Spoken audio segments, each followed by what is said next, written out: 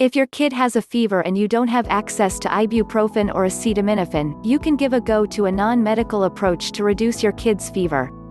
Here it's important to keep in mind that lowering your kid's fever can't help you cure the underlying problem or illness.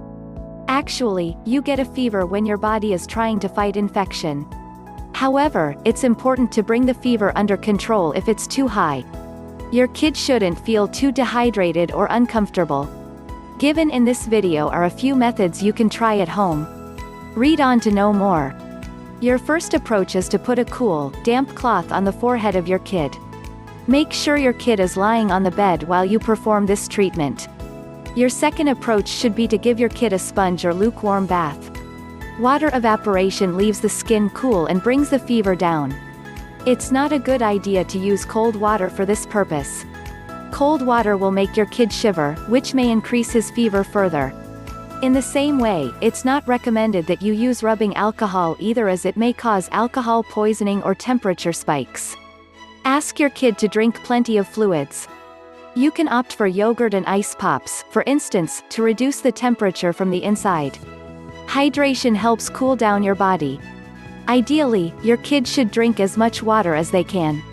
Make sure the water is cool, not cold. You can also use a fan.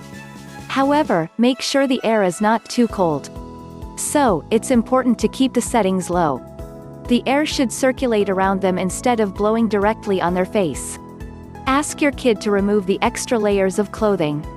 This will help your kid lose heat through their skin. Moreover, you might want to dress her in a single layer. However, the layer should be light. If she starts shivering, you can put a blanket on her until he feels better again. However, make sure the blanket is warm. If you are indoors, the place should be cool. If you are outdoors, make sure you stay in the shade of a tree or something. Here, it's a must that you call the doctor right immediately if your kid is under 3 months old. If your baby's age is under 3 months and her fever is 101 degrees or worse, you need a doctor. On the other hand, if she is more than 6 months old, you need a doctor's assistance if her temperature is 102 degrees.